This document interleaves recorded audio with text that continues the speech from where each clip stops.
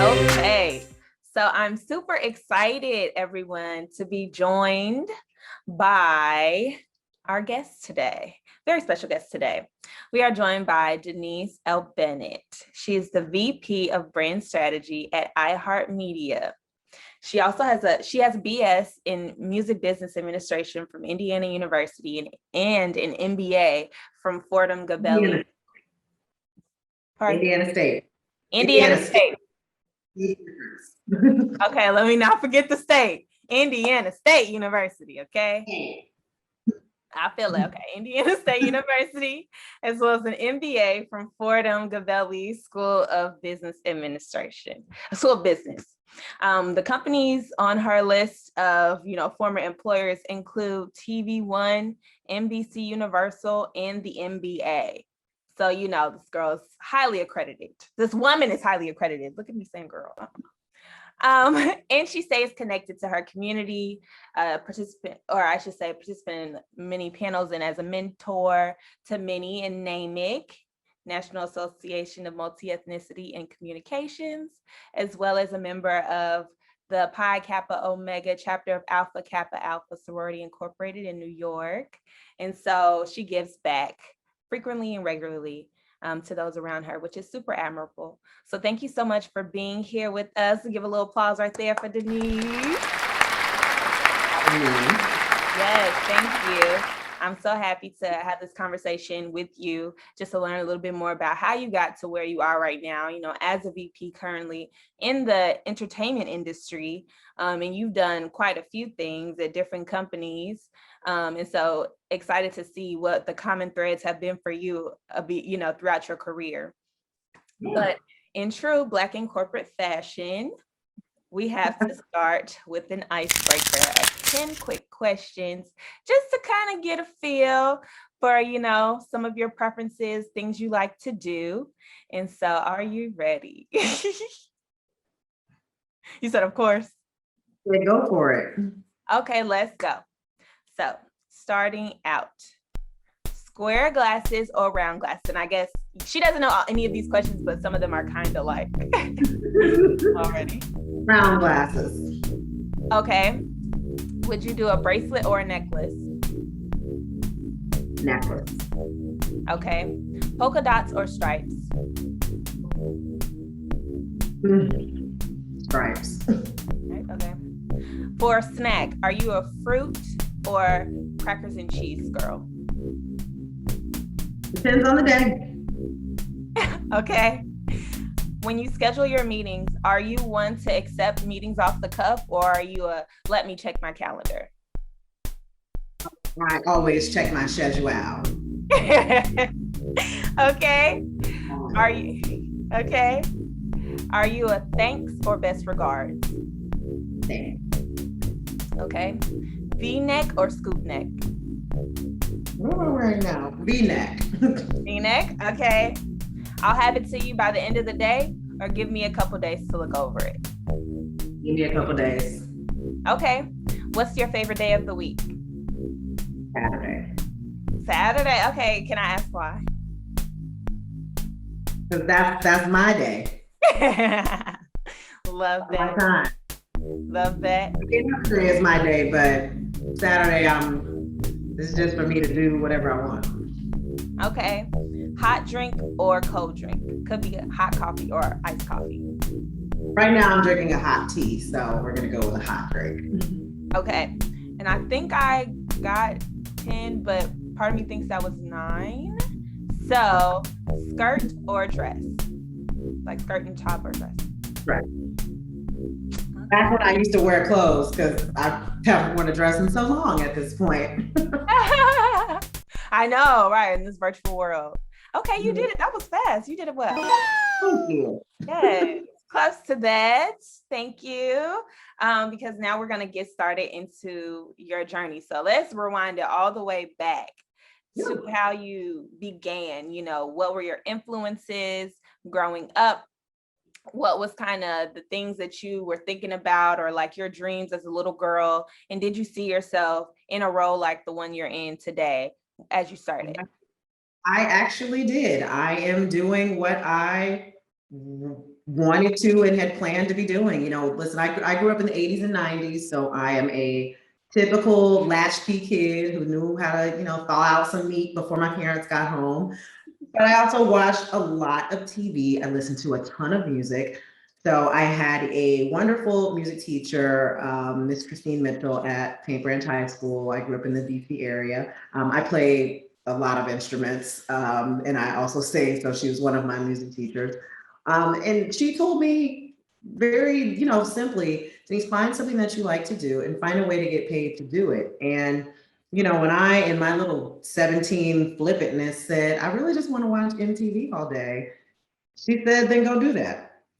And that's what I did. So I had really incredibly supportive parents who are now retired public health executives, but they were really supportive in me searching for colleges with music business programs that would get me into the entertainment business. And, you know, I went to Indiana State and for music business, came out with my internship at Viacom, and here I am still in the business 20 years later.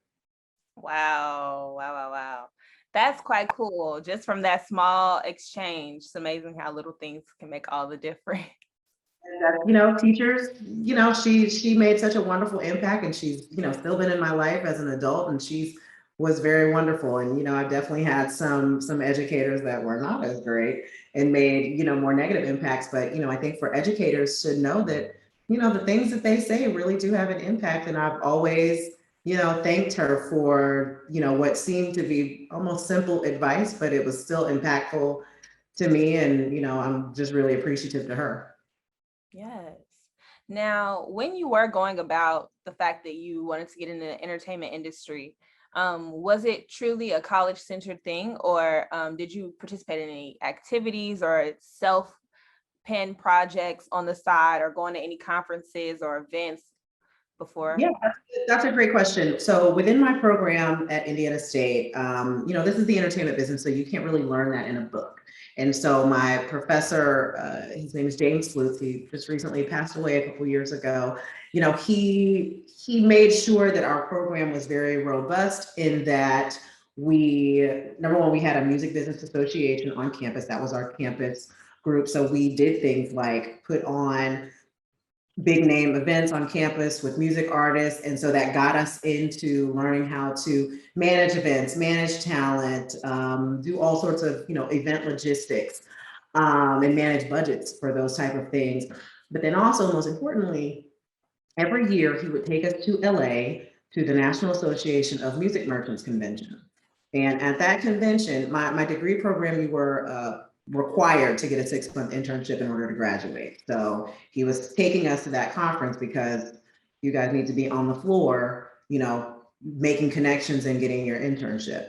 And so every year I would beeline it to the VH1 Save the Music booth. And I would meet with this wonderful brother who I, you know, still talk to this day. I think I talked to him about a couple of weeks ago. His name is Lauren Hammond. He was at VH1, and he let me know, as soon as you're ready for your internship, come get me and we'll make this happen. And that's all we did. Every year I'd go to the convention, like that. He's the only person I would talk to. I'm not talking to none of these other music companies. Like, nope. I'm just gonna talk to you because I know I want to come to Viacom. And you know, when I walked across the stage at graduation, you know, I had finished my degree program. I left and came straight to New York to do my 6-month internship, so that I could fully graduate. And, you know, the rest is history. And so, you know, going to managing that organization on campus as well as that conference really set me up to be here today. Mm-hmm. That's a pretty cool story because one, it's pretty cool that your professor made it a point to take you all to that conference on an annual basis and get you that exposure. And then also the fact that you kind of already had a picture in your mind of what you wanted to do and you just activated it. Yeah, it was, you know, it's hard to get folks to get behind you when you're that laser focused, especially because, you know, I'm a teenager. So, you know, a lot of people could very easily say, you know, well, like, what's she like, whatever. And number one, had such supportive parents. You know, I even saw I think a coworker of my dad's, I must have been at like a company picnic or something, and someone asked me, you know, what do you want to be when you grow up or something? And I think I think I'm probably a junior or senior in high school, and I said, I'm going to go work at MTV.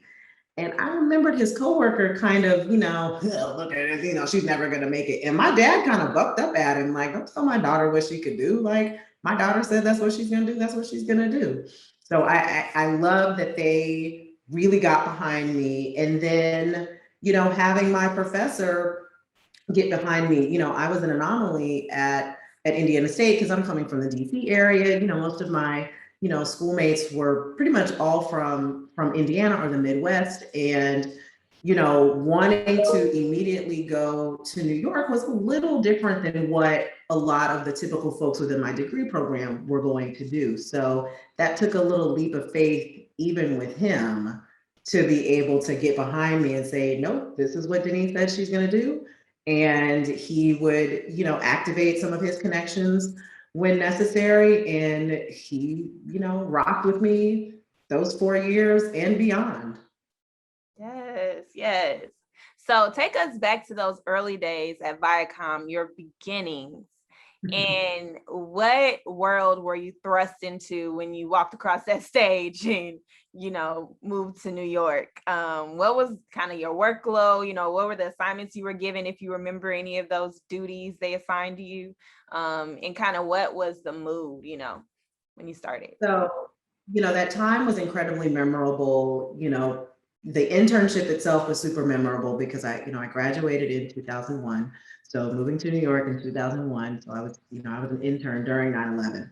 So that was a just monumental, very life-changing time for me that is still a pretty tough thing to, you know, work through. I'm still pretty traumatized 20 years later. But that really strengthened my resolve in wanting to not only stay in this city, but stay in this business. And so when I was finished with my internship, because I had, you know, done the work of making the right strategic relationships and alliances throughout the organization, I got my full-time gig probably a month after I finished my internship, still within Viacom as a department assistant at Noggin in the Inn. So that most folks, you know, that is for context, that's back when Drake was Jimmy from Degrassi. So folks know him as Drake. You know, me and my friends, you know, back then we know him as Aubrey. So I was a typical assistant, you know, I scheduled meetings, I organized files, but because it was such a great team, like it definitely was one of those family teams, like, you know, folks from there, you know, one of my like best friends in the universe is from, you know, our time there. You know, I got to input thoughts. This was a time when I was just a few years from being a teen myself. So the team would really solicit myself and some of the other junior staff's thoughts on the best ways to engage with the teen and the tween demo. So that was really a good foundation for the rest of my career, and just, you know, learning the ropes of the corporate world, learning the ropes of this business. And, you know, I'm really grateful for that because it did really set me up for the rest of my career trajectory. Mm-hmm. Yeah, that's wow. I think that's pretty cool to see that you were incubated in the beginning, you know, it didn't seem like it was a, you know, hard start. You got a chance to kind of get some footing. And in those moments, and I'm not sure how developed the internship program was, or the, you know, starting role, as far as, did you have a class of other new entrants with you? How did that go? But, you know, were mentors easy to come by? Was it, I know you said it was a family, but were there people who were formally reaching out to you like, hey, I want to help you get on board, I want to help you set a path for success here? So at Viacom, they do have a very formal and very wonderful internship program. And what I remembered from them, even once I was out of the internship program, because I stayed at Viacom for almost 9 years after that, that they very much would, you know, come to me as a former intern, we want you to, you know, speak to our current interns and let them know that we value people who were former interns and want them to matriculate within the organization. In terms of mentors, again, that time there was a really great time because I had some really, really stellar, very senior level Black men and women executives in the company that I could really, lean to as mentors and sponsors, as well as just a really great group of peers. Because I think within, networking and relationship building, you need to not only, look up, but you need to look across and down, to really build up your relationship. So I had that at Viacom, and of course still have that now. And one of the things that I really loved when I went to business school, I went to business school part-time while I was still at Viacom, and Viacom, at the time, our division was called MTV Networks. MTV Networks was the corporate sponsor of the National Black MBA Association. And so I got the corporate scholarship from National Black MBA Association because it was given by my own company, through the organization. But I just remember being at the award ceremony, and I am sitting at this table with these really high up Black execs from MTV Networks and all of Viacom. And it was almost like this Illuminati that I was getting, getting a door into. They were so wonderful. They're still wonderful to this day. And they were very much like, Denise, we're so proud of you. And, we want to see you succeed. So we are, we're here to help you. And, what I learned from the generosity that they had, it has always encouraged me to make sure that I'm doing the same things that they did for me.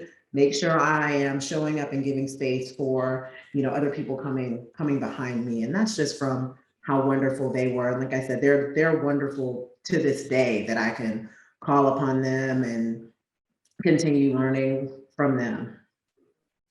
Yeah. So I guess just to piggyback off of that, since we're here with the MBA, what were your thoughts to move to getting an MBA?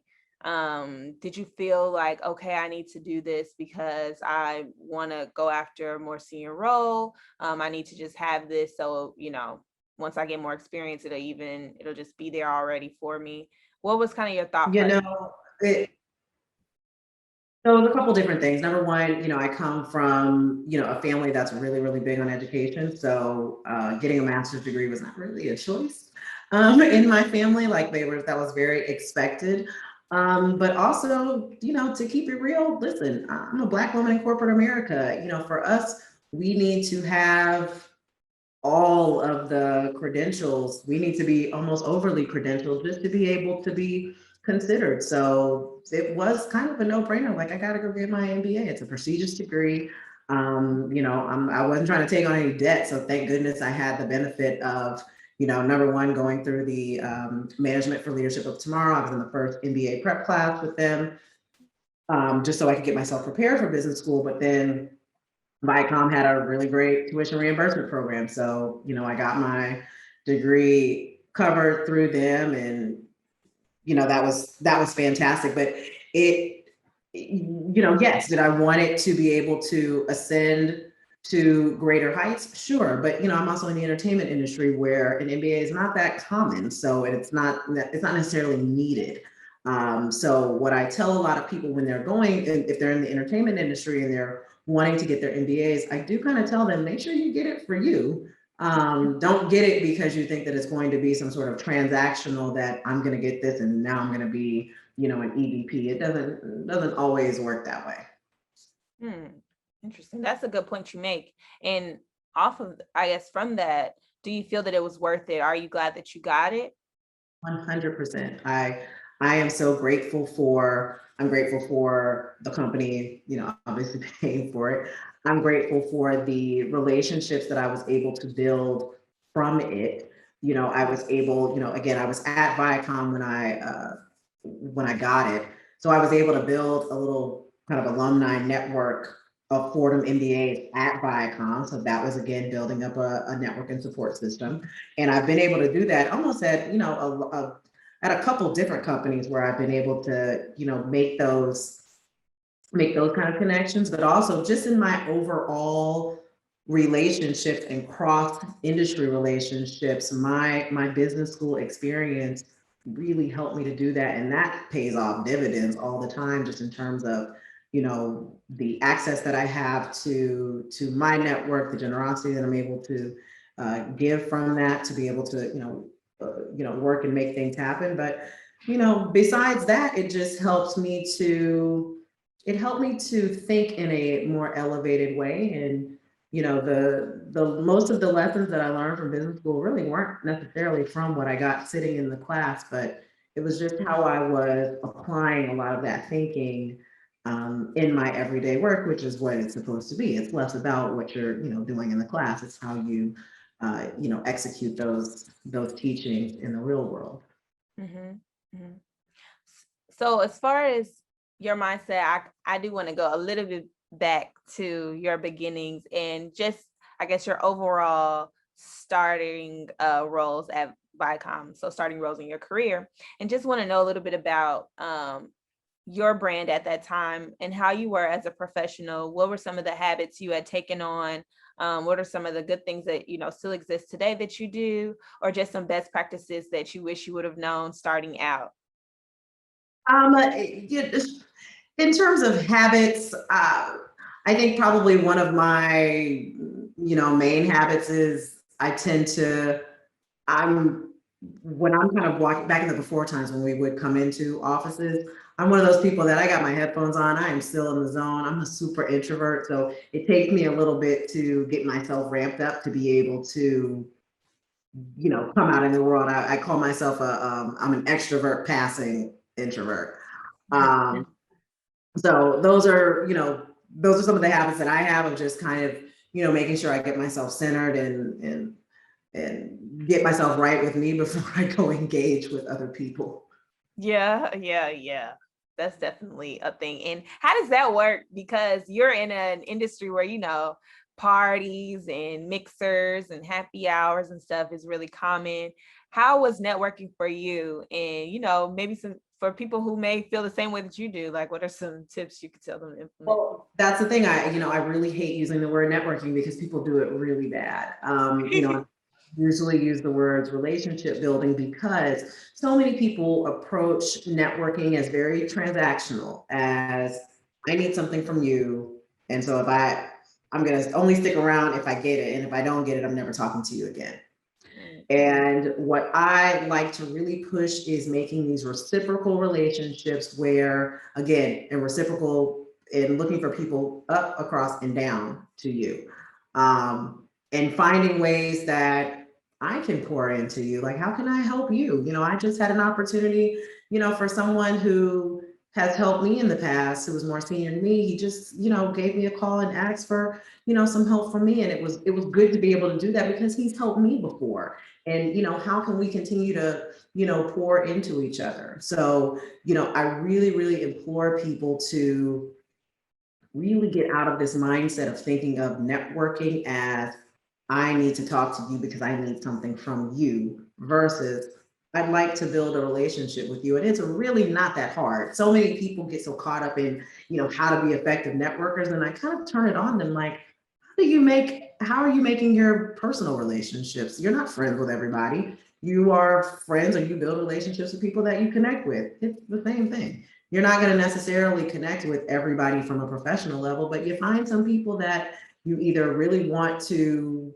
know, and you just talk to them, like, calm down. It's not that hard, and it's really not hard to be able to find reasons to want to talk to somebody. And yes, it's perfectly fine to say, hey, I saw your LinkedIn. I thought you were dope. Would love to, hear more about your journey. Like, that's fine. People do that all the time. But again, think about, do you want to know this person because, again, they're dope and you're just trying to, be around dope people? Or are you trying to only take from them? Think about ways that you can help, not necessarily help them, but just ways that you can be, generous with them. And a lot of folks think that, when they're talking to someone who they deem as above them, they're going, well, I don't have anything to offer them. Sure you do. Yeah, everybody does. Everybody's got value. And so it doesn't have to be today, but just be thinking about, what are some ways that I can, if I've got the ability to put somebody on, whether they are up, across, or down, do it. Mm-hmm. I love that. Do it. It's like something I had seen on social media was saying, if you have the chance to make someone's day, make it. Make it. And I love that because it's true. It's like, why not?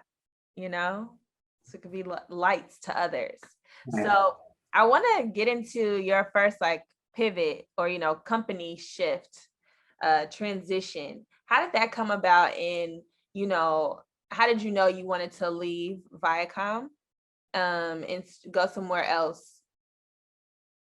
Um, there's a couple of reasons why I've left certain places. One, just new opportunities presented themselves, and it was just time to move on. But others, it's just again the time to move on. Yeah, I'm just I'm ready to go. I make a big stake in the ground of telling people don't stay places where you're not wanted or you have reached as far as you're going to go with that place. There's no need to stay in places that you're no longer learning, you're no longer growing. Keep moving. Mm-hmm. Now, were you doing that with a job in place? So you already had the security, or was it? Oh, I mean, the bills got to be paid. Let's not you still be smart, but a big thing that I learned in my membership within NAMIC, they told me very early on, build your bridge before you need it. And so again, that goes back into that relationship building. So you should never be at the point of emergency where now you calling up people because you need a job and nope, because you should have been talking to them this whole time. So when it does come the time for you to say, hey, Taylor, do you know such and such at your job? Can you put me on? We can do that because we were just talking about something, a month or so ago. Wow. And those people are more willing to do that when you continue to water your plants of relationships. Wow. I really love that. Build your bridge before you need it. Before you need it. Don't build that. You hear some people talking about, we're building the plane as we're flying it. That's a terrible strategy. Don't do that. I love that advice as well, because, at this point in my career, I'm 3 years in. I know that's like nothing. You're like, girl, but That gonna make me feel old. That's mean. in my mind, I'm like, in 3 years. Like, I'm like, oh my gosh, it's been so long. And, a lot of my peers are, and just us in general are starting to go like, okay, what are we really here for? At least for me, I know I had that talk with myself at the top of last year when I turned 25. I was just like, okay, what are you doing? Why are you doing it? What's the purpose? And so you saying that, because of course I've been looking, it's just like, wow, when you're looking for a new role, when you're already working, it's a totally different ball game. Mm-hmm. And it's a lot more strategic. And so it takes longer because it's like, now I know exactly what I want to do. So I'm not just looking for anything. You're never looking for anything. And I'm constantly telling folks, particularly young folks, when they're starting to, look and, maybe branch out of, kind of their starting entry level points. I hear folks saying, I'll do anything. And I've always pushed back on them like, no, you won't. You actually know what you do not want to do. And you need to be honest with not only yourself, but honest with the people that you talk to. Even if something, some company is your dream company, but you don't want to do that job, then don't take the job. That, and people are free to disagree, but I'm not a big person of let me go do something I don't want to do at a certain company because I just want to get my foot in the door. I mean, your foot could be stuck in some quicksand if that's not what you want to be doing. Right. So, you make more strategic choices and do as best as you can not to make choices out of desperation. I love that. Yeah, that's a really good note. That's a really good note. And so, you transitioned to NBC and you were there. What was and you've been at other media companies too, going along, like I said, TV One shortly after. So what are the differences in culture, and what are some things that are just mainstays in the entertainment industry that you just feel like are things you mastered to be almost company agnostic? Um, Things that are pretty company agnostic in the entertainment industry. Yes. You get used to being around celebrities a lot, and it starts not to be a big deal. It just is what it is. You know, particularly at MTV, it was really funny the culture there, because there literally are, A-list celebrities. They're everywhere. They're walking around the building all the time. And as cool as the company is, you are expected to keep it cute. Like you cannot fan out because Jay-Z is in the elevator with you. And those things will probably get pushed out, if you lack the ability to keep it cute. Now, can you speak? Sure, they're there for work. But again, it's you learn very quickly on that they're there to work, you work here, and you have a different type of interaction and respect for them because they're doing a job. They're doing a job just like you're doing a job, and your job is, intertwined with what they do. And so it just becomes kind of, oh look, there's Kim Kardashian in the elevator. That's cool. And then you just move on. Now, I've been able to, what's been really great is I've met some, amazing legends, and those have been some really awesome moments. But, with the exception of me, trying to keep myself from thoroughly fanning out when I met BBD, because I'm the biggest New Edition fan ever. And I had my good buddy we were working on something, and he was, recording it, but he knew how much a big a fan I was. So, I'm trying to keep it together while I'm, trying to work. But, those are just really fun, moments that happen when you work in this business. This is a fun business. It's a lot of work. It's certainly not for the faint of heart, but it's certainly it's a fun career. And then for, corporate cultures, yeah, they're different. Viacom is, I like to say it's exactly what you think it is. It's fun. NBC Universal was almost like it almost felt like I was going to, the graduate school of entertainment. It was a little bit more, corporate, and, just not as much, pizza boxes and beers everywhere. It's just a different culture. And I left from there, went to the NBA. The NBA is again, every single one of my places were fun. They just were a different color of fun. That's the best way that I can describe it. Just a different color of fun. I do want to ask about that NBA shift, because one, it is so hard to work at the NBA. Like that is a very tough, well, at least and this is the only idea I get of that is from being an ELC scholar, Executive Leadership Council.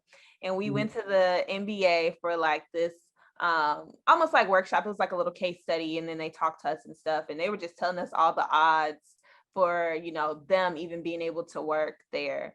And I was like, wow. They're like, it's harder to work here than it's harder to work here than it is to get into Harvard. And it was just like, okay. And so that's dramatic. I'm always curious, and especially because it's a different kind of space than the television world. It's sports. So when folks tell you that places are hard, it's not to discount what they say.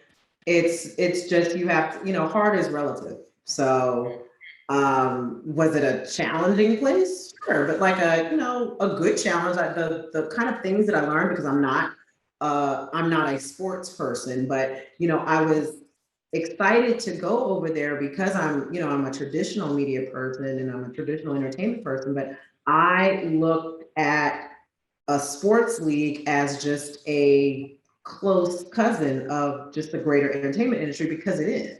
But then, once I got there and, really got ingrained into, merging of entertainment and sports, again, fantastic education. I find myself referencing a lot of our processes, namely how it related to research. I find myself referencing a lot of the things that we did there. And even, when I have had to I mean, I had to actually work back with the NBA when I went to TV1, but also, even going to Warner Media where we were working on All Elite Wrestling, I was able to tap back into the fan experience for wrestling fans, because I was thinking back to how we used to approach, our avid basketball fans, our avid NBA fans, our just kind of general fans. It was just tapping into those mindsets it was just a really interesting time. And I'm grateful that I've had that experience, because that just made me, just a little bit more well-rounded in, how I see the overall entertainment business. Mm-hmm. So how are you making these jumps? Because not that they were just sporadic, but like I'm curious to know, like, what was I guess your what was the one, what did you want to get out of them, and was there strategy that you used to make you go like, okay, I want to get this and I think I can get out of a role at this company, I'm going to go here, I'm going to go there? Well, number one, how I got them was relationship building. And then, the wanting to go to those certain places, it wasn't that deep. It was, that looks like a really fun place to work. I want to go work over there. And with that comes, I want to learn the things that come with working at that place. But it's really, I like this brand. I think it's dope. I think it's going to teach me some really cool things. I think I'm going to be challenged. I think I'll be able to bring some things to the table, and let's go. Mm-hmm. And also you knew what you did well. Yeah, but I did well, but I also was, open to being challenged to, try things I didn't. I'm not a sports person, so going to the NBA, it wasn't. I mean, I guess it was a little intimidating, but it was, I was up for the challenge, and one of the things that I took from that, a lesson that I learned was being comfortable with saying I don't know.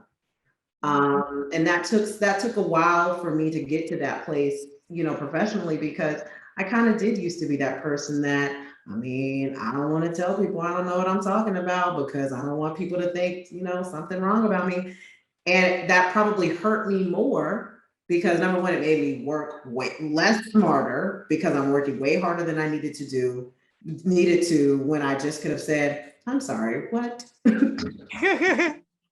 What? Can we just walk back? Just help me understand. If I would have done those things, things probably would have been a lot easier. But I learned that, and as I continue to progress in my career, to be able to be okay with saying, yeah, actually, I don't understand what you just said. Can we just walk that back a little bit? I just want to make sure I'm clear. I love that you mentioned that because that's something I definitely struggle with. And I think it's kind of something that a lot of people, especially Black people in the corporate space, because we're always nervous. Like I know for me, nervous that like they're gonna be like, yeah, she don't know. Yep. And what I found was when I started doing it, because it was a little scary to start doing it, to admit that you didn't know something. What I found was usually when I would say, you know what, I'm not sure. The person I said it to said, oh shit, I didn't know either. I was hoping you knew. So you tend to find that, for the most part, we're all just kind of making it. Nobody knows everything. We're all just figuring it out. And it's okay it's more of a sign of strength to know what you don't know and, know how to say, I don't know, but I'll find out.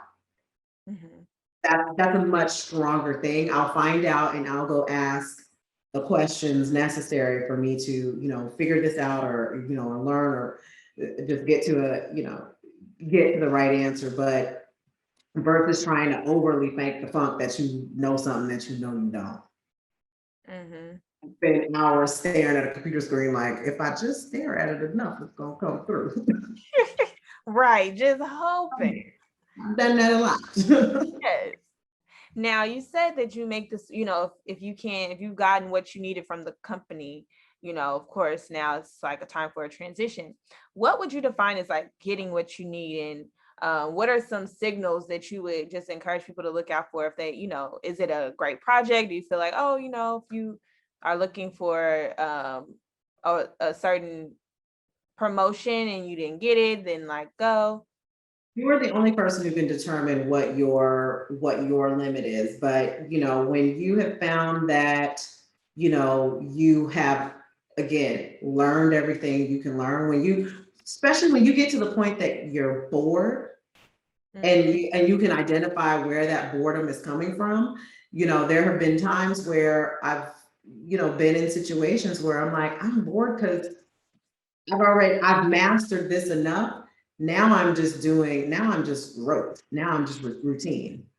And, you know, that gets old for me. And so that means that I've probably gone as far as I can in this role. And I will look for, you know, ways to, you know, expand upon my role, whether that's, you know, through promotion or, you know, just through other, you know, stretch assignments or anything like that.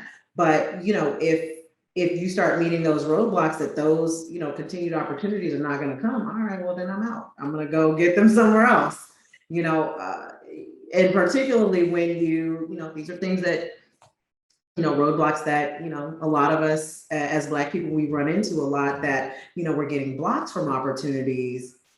You know, the younger me might have, you know, I'm fighting to stay, and, you know, I want to prove myself and all those things. I just, you know, when you have reached that point that it's pretty clear that not only have you gone as far as you can go, but also you've gone as far as this company will allow you to go, get out. Get out. Find another place that will value you and respect you, and, you know, foster the, you know, the greatness that, you know, you have for their own good. You know, ultimately you work for them, you making them money. So, you know, you want a company that values you enough to allow you to do good for them, but also you want to have some place that's gonna, you know, be a great place and learning ground, and career move for yourself. Mhm. Mhm. Yeah, that's good advice. I think that's definitely stuff that we need to hear for encouragement. And I also want to ask, as your career has been advancing and you've been moving into these different roles, different companies, how have you been staying true to you? And what are the ways that, you know, you're able to stay grounded and just balance everything, as, you know, you've been managing your career so well and making these very good moves and picking up great skills? Like, how are you staying true to yourself? You know, I stay true to myself because I'm very clear on what my pleasure centers are. And so what I mean by that is, you know, I've had some roles where I've been asked, you know, are you happy, or, you know, are you unhappy here? And I was finally able to articulate that, no, I'm actually not unhappy, because I don't get my happiness from work. And I had to find, that wasn't always the case. There used to be a time when I very much would define myself by my job. You know, people would introduce me of, this is Denise from MTV, and I would take it. And it took a while for me to be able to be like, my name is just Denise. Like, you could just say that. You ain't gotta say my whole resume. But I used to define myself by that. And, you know, I would find myself getting, you know, when things were happening at work, it was, you know, really taking me down because I wasn't truly tapping into what my pleasure centers are. And once I got clear that my pleasure centers at work are being respected, being valued, being intellectually challenged and stimulated, and, you know, having a place to grow and really shine, my happiness comes from my family, my friends, my travel, myself. That's what makes me happy. And once I was able to reconcile that in my head, I was able to find a balance in terms of what energy I give to what things.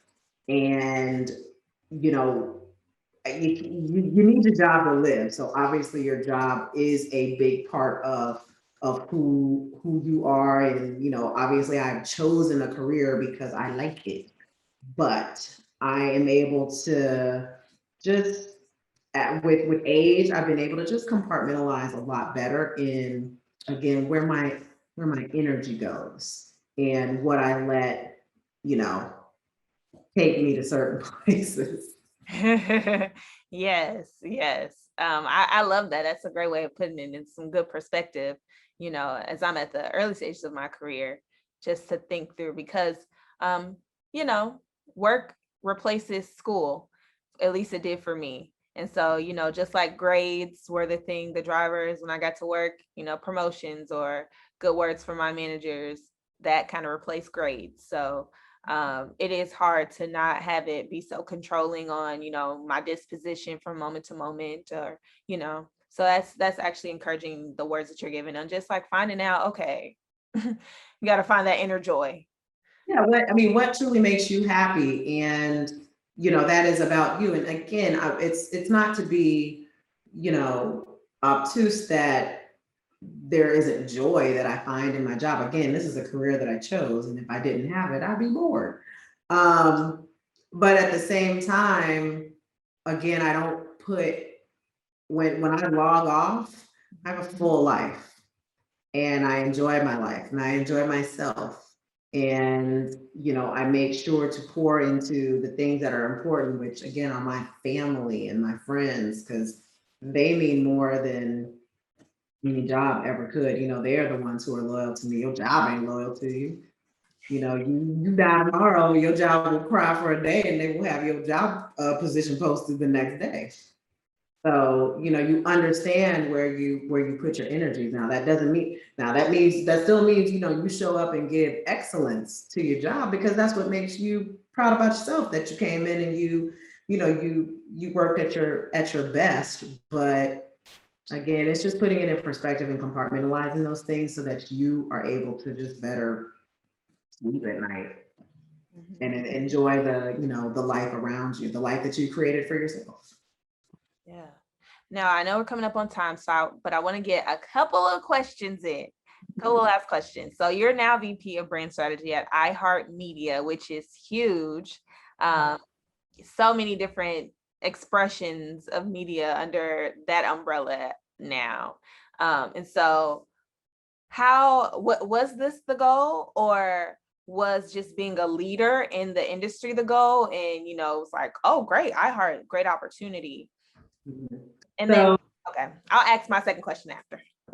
So it's funny, so many folks are always asking me, what's the dream job? What's the goal? And, like I told you earlier before, when I was choosing undergraduate school, I said that my dream was to work at MTV. Well, I already did that. So what I've loved to say for the past, so many years, I already have my dream job. So everything I've done since then has just been a bonus. And again, I love my career. I love my life.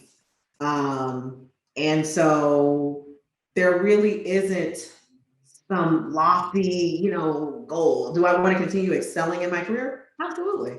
And so that's what I, am doing. I identify companies and roles and responsibilities that allow me to do that. But, I really already had my dream job. Everything else has just been just cherries. I've been putting cherries on a very delicious cake for, a really long time at this point. I love that. I just sat with that a little bit. I love that. Yeah, that's good. I'm like, now I have to think. I'm getting reflective while I'm listening.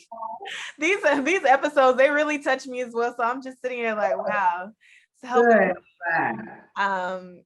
But I was gonna say, how do you feel that you have been that you as a Black woman has been influential into your career, and how do you make sure that if it is a point that you like to make, kind of influence your work with your Blackness, if that is a thing or something you believe that you have been able to do?